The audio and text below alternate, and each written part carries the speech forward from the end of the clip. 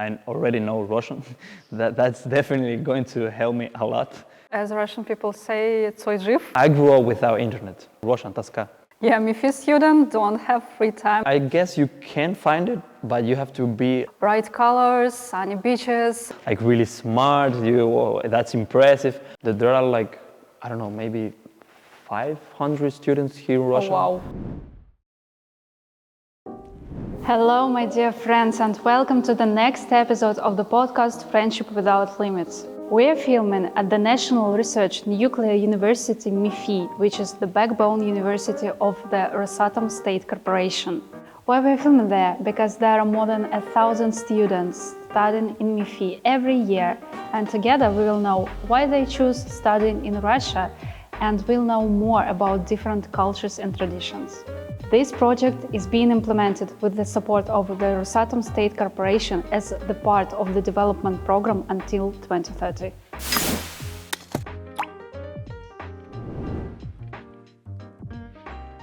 And today our guest is from sunny Cuba. Frank, hi, nice to see you there. Nice to see you too. By the way, a little disclaimer. Frank was the very first guest that I texted and suggested him to come to our podcast, but we had some troubles with it, and finally he's here. Nice to be here. I'm so happy to hear that. So the very first question that I ask every person that sits in this seat, how did you decide to study in Russia and why you chose MEPhI in particular? It was actually not like a predetermined choice. I didn't set and thought like where do I want to study. I got into college in Cuba to study the same thing that I'm studying currently, nuclear physics, but in Cuba. I was part of a special program for young students in high school, that we studied our last year of high school in college already, with college teachers and stuff like that. And after I finished high school, I got into the army because it's mandatory in Cuba. And while I was waiting that year, just spending my year in the army, my college decided that I wanted to send some of the students to Russia here to study and I was like invited, I was selected, and I kind of like got the choice, do I stay in Cuba studying this or do I go to Russia? And I saw it clearly. So it was like a new opportunity to go. So you're like an exchange student, right? Kinda. There's a government program between Russia and Cuba that Russia receives Cuban students from many specialties, but in this case it was. Oh, really? I didn't know that there are such program. Yeah. Nice. There are like, I don't know, maybe 500 students here in Russia from Cuba. Yeah. That's quite a lot. Yeah, here in MEPhI we are like 14. So. Oh, really? Yeah. So you have your friends from Cuba also there? Yeah. I'm not alone. Yeah. And how did your family react to your decision to stay and study here? I mean, it was not so hard. I mean, it was hard for my mom, for example, to let me go. But at the same time, she was really, really happy that I could take part in this project. It was a huge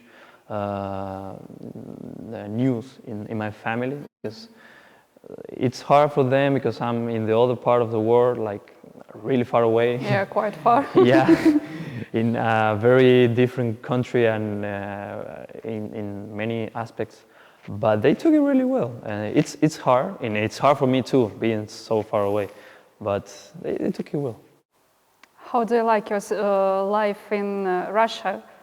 I mean, what maybe surprised you when you come here for the first time? I was pleasantly surprised by the stations, because we don't have that in Cuba. We have like all summer all year long and a little of cold weather at the end, but it's no such thing near as Russia. So I was really pleased to actually see by myself how the seasons change every time. That was really amazing. I was also really surprised by the transport system here in Moscow. It's like, Oh, why? it's just amazing. It works perfectly. It's so great. That's true, really, because I can also say it because I lived all my childhood in another region, in Udmurt Republic, and there are not such good situation with the transport. So yeah, that's true. So yeah, that was really impressive. Yeah.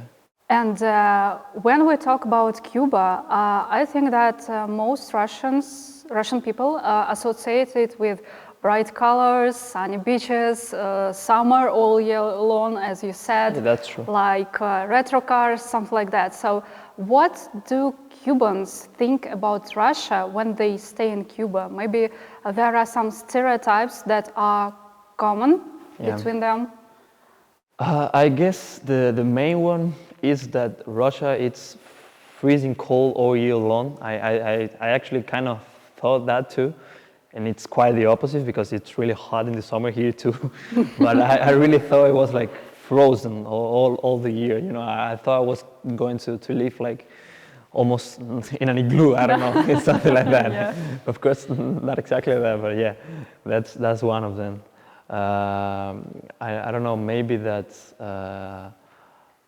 everybody, it's like this Russian stereotype of people, you know, like tall, blonde, blue eyes, kind of like that. A little bit, yeah. Yeah, but then I arrived here and I realized and I discovered that there are like a lot of people, like different nations living in Russia. So that was really pleasant to know.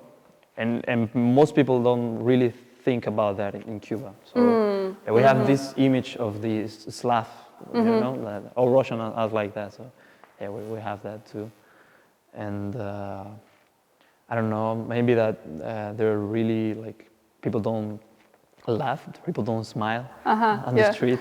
That's kind of true. I must say that's kind of true. But yeah, it's not always true. So yeah, it's a big stereotype. You mentioned that you studied in college in Cuba also.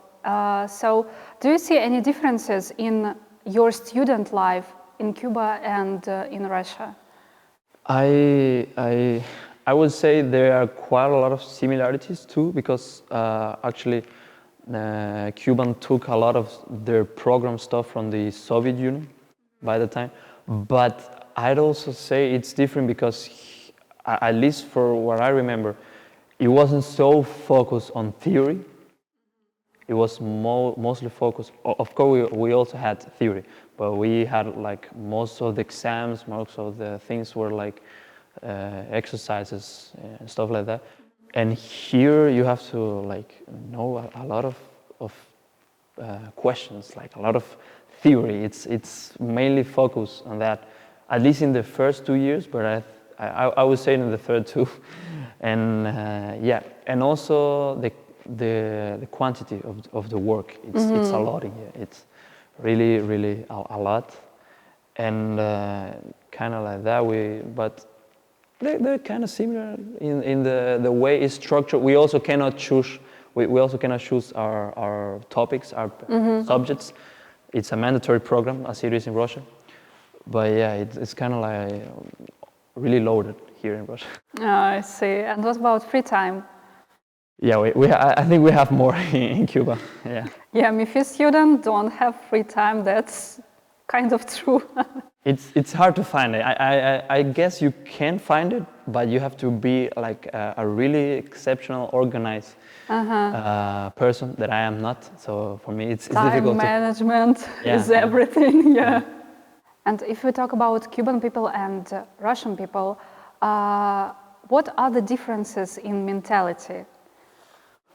I would say that, for example, in Cuba, we tend to, even in the worst conditions, we tend to kind of feel happy. I know it's hard, and maybe it's not the the most healthy thing. I don't know, but That's quite a healthy thing, you know. we are always like happy no matter what, and we are always making jokes on everything, even on bad things that happen to us.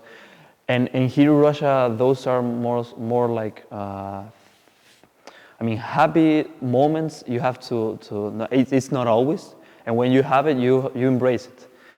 But you're not always looking forward to feel that way. I don't know. People like it's that this feeling like there is this word in Russian, toska. Yes. It's really that way. I read about it and I've lived here and I've felt it. It's that way. People really feel that they only feel the happiness when there's need to, when in the moment, you know. But besides that, they're like living life, and I think that's actually quite a good thing too. In the meantime, in Cuba, we are like always cracking jokes. We're always like talking to each other. We're always laughing, and it's like two ways of living. I'm dreaming about feeling happy all the time, really. So let's talk about Cuba now. What languages are spoken in Cuba? I know Spanish. Is it the only language there? I mean, yeah, kind of. It's the official language. It's a language everybody speaks everywhere. It's like the only language. We also have. It's not a spoken language. We have Yoruba because the Spaniards brought a lot of people from West Africa as slaves when we were a colony, and most of them stayed there in Cuba. So they brought the religion, and the religion is Yoruba. And then it's used more for like ceremonial stuff of the religions. But people don't speak it like usually anywhere, but in the ceremonies. Everybody just speaks Spanish. What about Russian language? Was it hard for you to learn it? Because I know that you speak quite well. I mean, it was. I always liked it. Even before I even knew I was coming to Russia, long ago, I liked it because my mother studied Russian in school. Oh, really? Yeah, but in the time of Soviet Union, Cuba and the Soviet Union were really close. So many schools didn't have English, but Russian. And my mom studied Russian. So she always liked it and she always talked about it. And I always felt interest for Russian. So it was hard when I started to study because it's quite different with Spanish. But I really enjoy studying and learning, and I still love it. I really love it. So it was hard, but it was interesting. It was great. What is your favorite word in Russian? In Russia, I would say aparatura. Really? Just by the sounds. I know the meaning is nothing special, but I really like how it sounds, especially when a Russian says it properly. I always thought I can't say it like quite right like the Russian. I don't know. Aparatura. It doesn't feel the same. I don't know. That's also something from Nuclear Research University. Yeah. You study nuclear physics there, right? Yeah. And Russian people treat scientists and such professions as teachers or people who work in art sphere or doctors with great respect, actually. And I wanted to ask you, what professions people treat with respect in Cuba? I would say also teachers and doctors, especially. My mom, for example, is a teacher, and I've always... My mom is a doctor. Yeah. And I always seen how people, especially if they're a good teacher, of course, that always is a fact that matters. Yeah, of course. But yeah, people tend to really respect. I love all of my teachers, especially when I was a kid. I have my high school teacher. It's a really great friend of mine. I really admire him. And doctors also, of course, because it's a really important, in Cuba especially, it's really important, doctors, they're really important, and people tend to really look up towards them. Scientists, the thing is, I mean, it's respect. When you say, I don't know, I study nuclear physics, I'm a nuclear physicist, I'm a mathematician. People always say like, wow, you must be like really smart, that's impressive. But it's not a job that really connects a lot with people. So in that sense, they're not so respected. They're more respected as somebody really intelligent, I don't know. And besides that, I would say sportmen.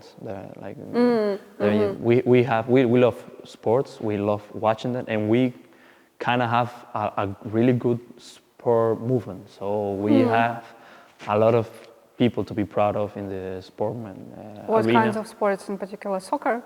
No. No? We love soccer, but I mean, especially my generation really loves soccer. But historically, it wasn't our main sport, so we are not so good at it in right now. Our national sport is baseball, actually.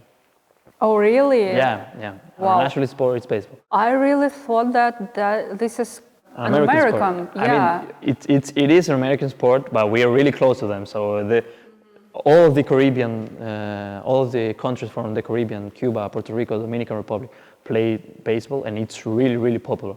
Quite an interesting fact. And I really we didn't actually know. are really, we as a nation, I'm not.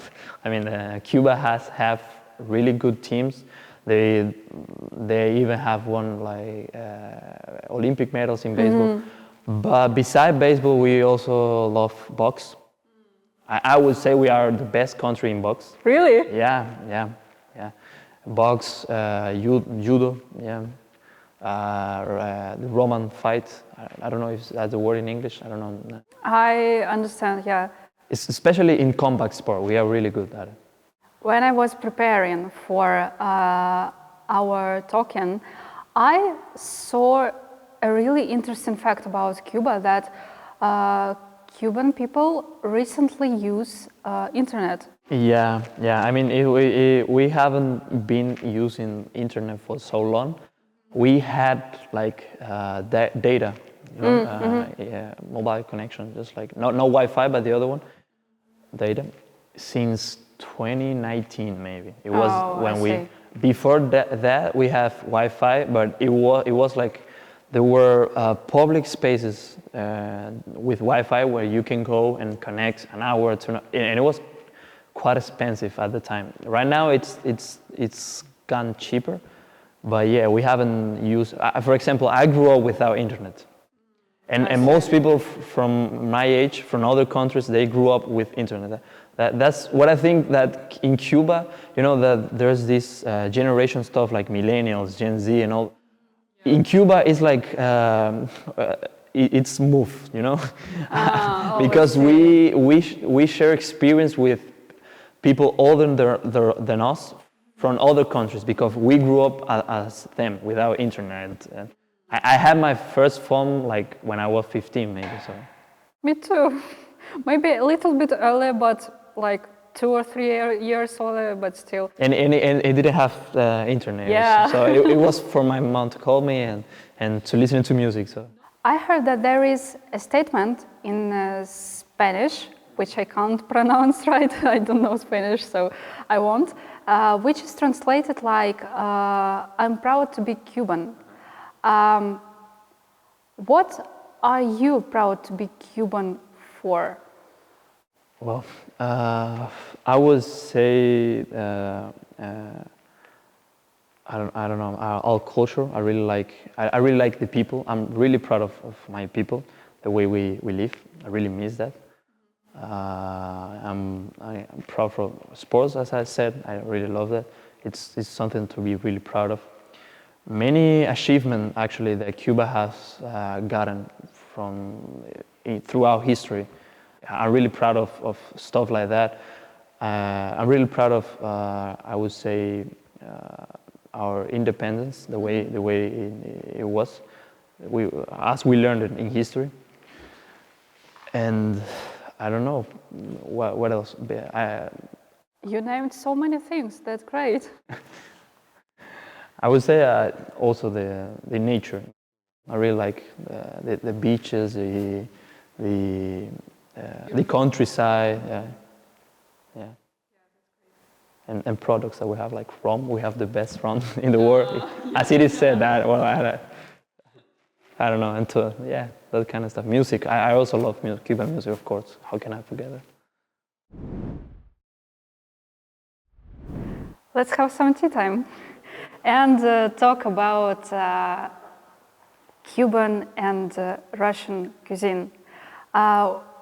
What is your favorite dish from Cuban cuisine, and what is your favorite dish from Russian cuisine?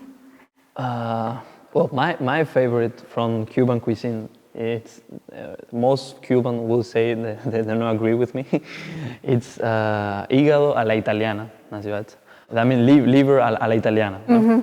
And it's, I don't know why is it called a la italiana, which it means the Italian way. I have no idea why it's called that way. I see. I have no idea, but I really like it. My mom's makes it like really, really good, and I love liver. And of course, congri. We have a dish called congri. What is that? Congri, we have the beans. We cook the beans.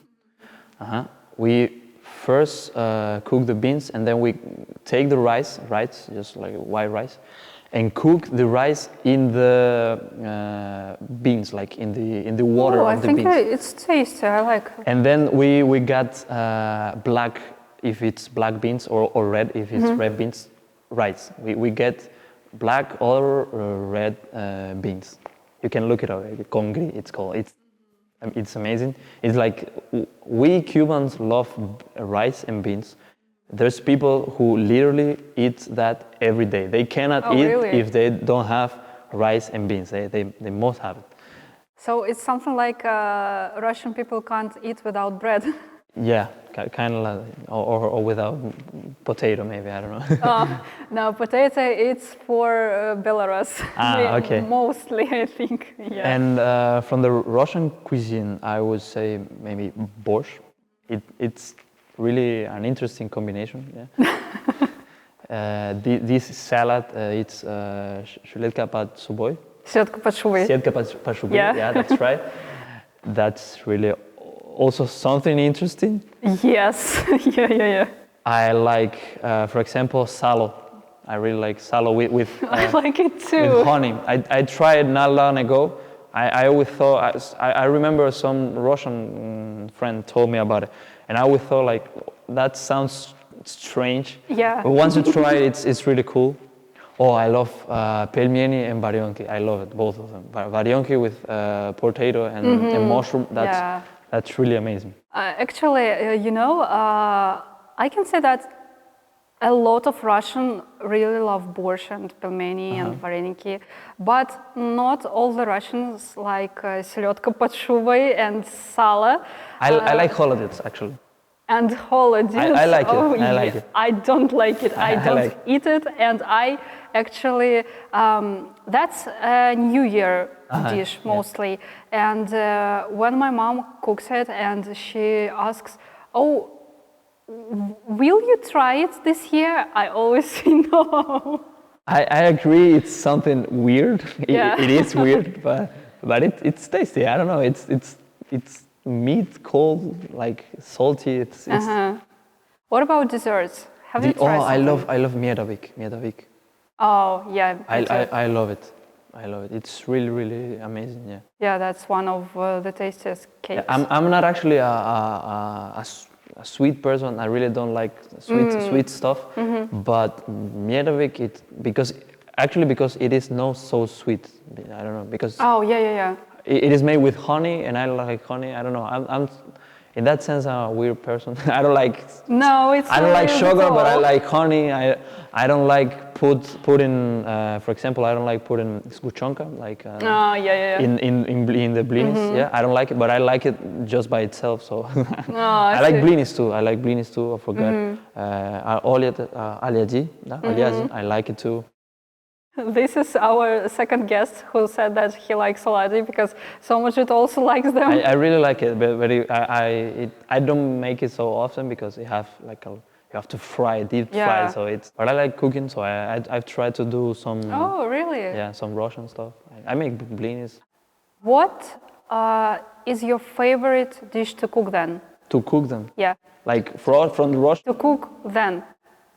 but from the Russian cuisine or in general? Doesn't matter. In general, I would say lasagna. I really like, I think I do it like tasty, so so I like it.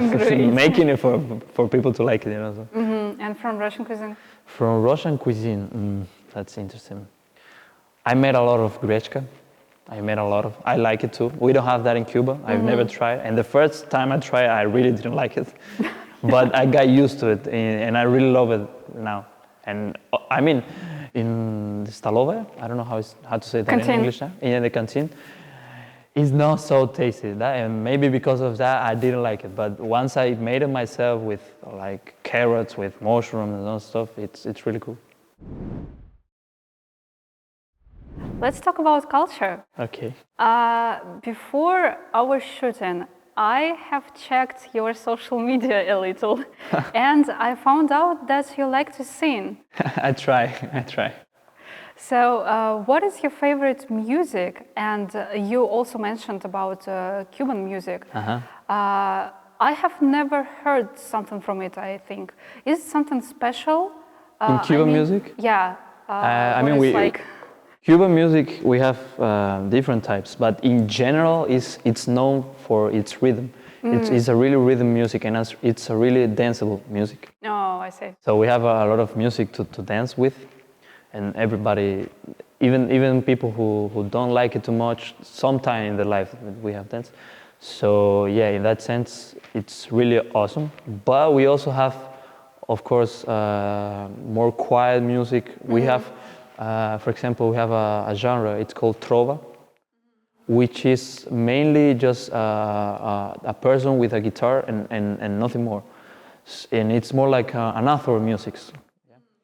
And that one is more like a poetry, you know? It's more focused on the lyrics than on the music. Oh, I see. And myself, I'm more of a rock person. Oh, yeah. I grew up listening like many things from rock, but yeah, I actually listen to everything. Could you recommend something from Cuban music to listen to? Okay, well, if you want to dance, if you want to check the danceable music, you have to listen to Los Bamban. Yeah, Los Bamban, I would say Iraquere. Also, Cuban music, especially the danceable music, it's really influenced by the African culture that I would talk about early. Influence on the Cuban music, it's really present everywhere. And the other type of music I talk about, I recommend to check Silvio Rodriguez. It's an author, Silvio Rodriguez, maybe Carlos Varela too, it's also a really one. And from the modern, like more like rock and stuff like that, or funk, I recommend Cima Funk. It's really awesome to dance. Habana Abierta, which is more like rock, not a heavy rock. It's like Cuban rock, which is also blend with the danceable music. So it's really interesting, yeah. What about Russian musicians? I love Russian rock. When I first started studying Russian, I like studying languages with music. So when I started learning Russian, I instantly searched Russian rock, and the first thing that came about was Kino. Kino. Victor Tsoi. Yeah, Victor Tsoi, and I love Kino. I've listened, I think, to all of their songs. I know them, and they're really useful for learning Russian because he sings really clearly. The lyrics are really easy to follow, so it's amazing. So I love Kino. What is your favorite song? Song by Kino? Yeah. I would say Это не любовь. I really love them. Следи за собой. It's amazing. The lyrics in that song, they're really amazing. Yeah, and as Russian people say, Tsoi жив. Yeah. He's really still alive. I heard that one kind of dance that is popular in Cuba is ballet. Is it true? Yeah, we have, I mean, it's not like dance everywhere, but we have Yeah. a really good, like an awesome ballet school. The national ballet from Cuba. I don't know if I can put it as one of the best in the world because there are plenty of amazing ballets in the world, but it's really good worldwide. It's really we had a ballerina which called Alicia Alonso. Now the Cuban ballet has her name. It's the National Cuban Ballet Alicia Alonso. I see. And she was one of the best in history. She actually got blind because of a sick, and she kept dancing. Actually, she came a few times here to Moscow when to the Soviet Union to dance. And I want to read about her. I have never. Probably she was really influential at the time for the Cuban ballet. So, and it's really popular for people to practice ballet. My sister practiced ballet, for example. Oh, that's so sweet. Yeah. What about literature? Let's talk about that. Are there any famous Cuban writers? There are a couple of them, of course. For example, the national hero of Cuba, who fought from independence, he was also a writer. Che Guevara? No. Jose Marti. Sorry. Independence. No, it's okay. And he wrote a lot of poetry that it's really popular. We also have Dulce Maria Loinaz. It was a woman that also wrote poetry and won Cervantes Award, which is a literature award awarded for Spanish-speaking writers. If like the most important one in the Spanish-speaking sphere, and she won one. I also like Rogelio Nogueras. It's called. He have amazing poetry, and at the meantime he have detective, which is but the poetry is like really amazing, and I don't really. It's for me it's really surprising that he have both of the things. So you like poetry more than other genres in literature? Not exactly, but I actually have read more not of the other stuff, not poetry, but I like poetry too. Oh, I see. What about Russian literature? I don't have like a main a favorite one. I have read, for example, Crime and Punishment. Maybe I don't know how it's in English. Преступление и наказание. Yeah. I have read that one from Dostoevsky. It took me a while because you have to process every part of it. Oh yeah. There's a lot of stuff written in there, but it's really cool. I remember when I read there's a collection of Russian short stories from the golden century, and there were a lot of short stories from Dostoevsky, Tolstoy, Chekhov maybe. Chekhov. There was also many of them. I really like Tolstoy and Dostoevsky mainly, and Turgenev. I also really like Turgenev. Yeah. But from more modern stuff, like I haven't read so much. I would like to. I know there's plenty of really popular ones, but I haven't read like Master and Margarita. Everybody tells me to read it.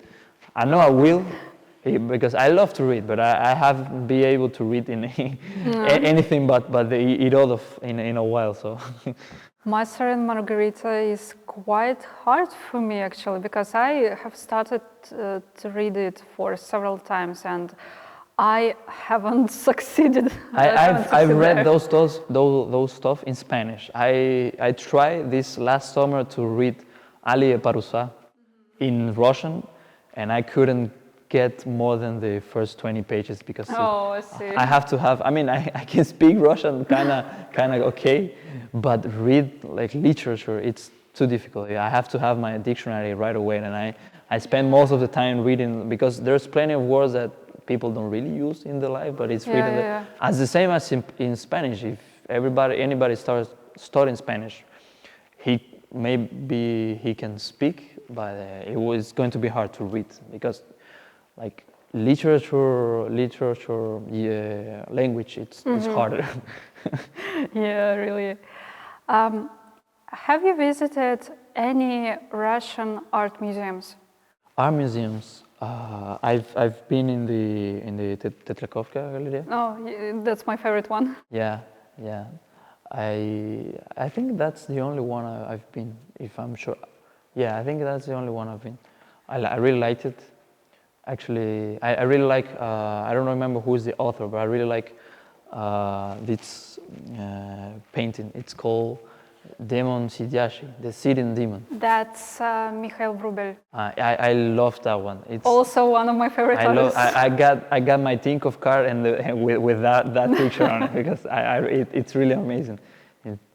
Yeah. And are there any famous artists from Cuba? There's this painter, artist, Wilfredo Land, it's called. I think it's probably the most recognized Cuban painter of Cuba. Yeah, it's kind of like surrealism. I'm not too much into arts, into like visual arts, so I don't really know how to put it. But yeah, I recommend to check it out. Yeah. I want to ask you about your future and how do you see it? How do you think your experience of living in Russia, studying in MEPhI, will influence on your maybe worldview, maybe your future career, of course, and your life in general?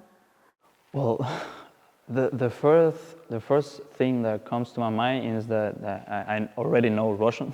That's definitely going to help me a lot everywhere I go, because I mean it's another language that I already use, and Russia it's definitely really important in the world right now, and probably will be more in the future.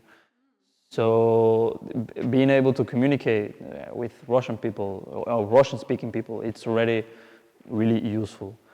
Besides that, in my field, nuclear physics, Russia it's one of the main characters in the world. It's one of the more pushing countries in this field of science.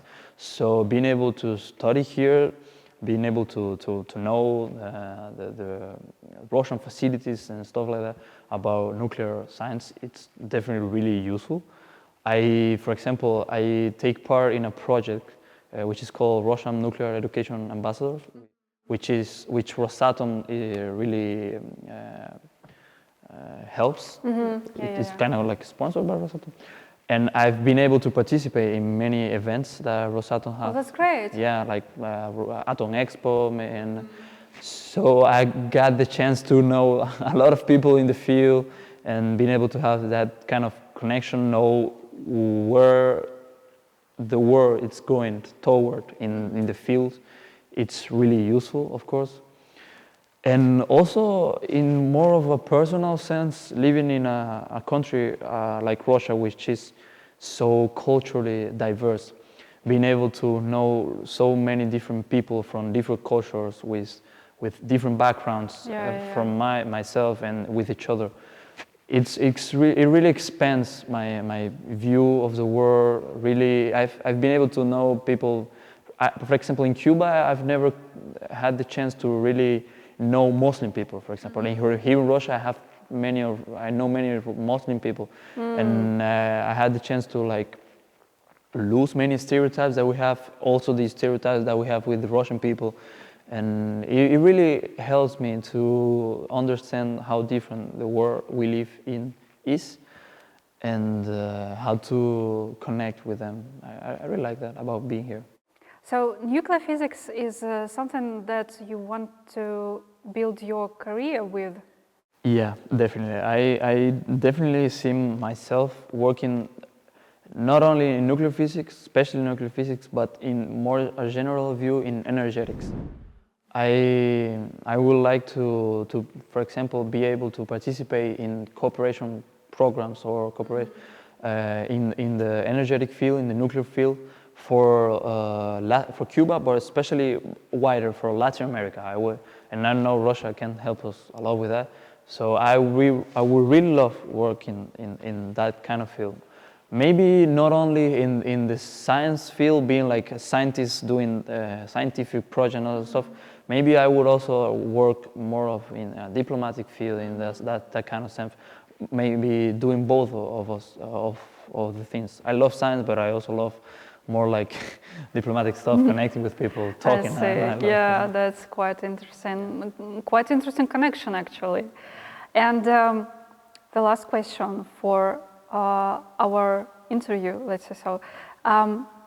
Do you have a dream in your life that you want to fulfill? Well, I think I would like to work in something that can make the life in Cuba or wider in Latin America better. And more of a personal dream, I would like to record music. No. Yeah, but that's more like a personal stuff. No, for not a career one, but even if nobody listens to it after, I just want to record it. Yeah. I wish you the best in both. Thanks. Now I will ask you 3 blitz questions, so you can answer them like in one word or in one sentence. Okay. Okay. So name one word for Russia. For Russia? Yeah. Diverse. Great. Studying in MEPhI for you is? Hard. That's not the first person who says that. We cannot lie. It is like it is. But yeah, I think that studying there is quite hard, but worth it. Yeah, probably. And I hope so. Yeah, I hope so too. And please name 3 main qualities of a Russian person. Of a Russian person? Yeah, what do you think of? Okay, I will say hardworking, yeah, focus, yeah, and probably I would say like traditional. Mm-hmm. You know, that's quite interesting because all of our guests name 3 completely different words. Because I remember when we talked with the previous guys that came there, they named something like hard inside, warm outside, something like that. And you have really, really interesting variants. I mean, from what I've seen, especially how all my colleagues from my classroom, from the people who study with me, they really put a lot of effort. I'm really impressed by that. I don't know, maybe it's a MEPhI thing.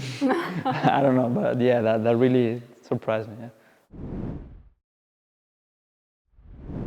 Frank, thank a lot for coming there. It was such a beautiful conversation, and we knew a lot about Cuba now. Thanks you for inviting me to having this opportunity to talk about the life of a Cuban student here. Yeah. Thank you a lot.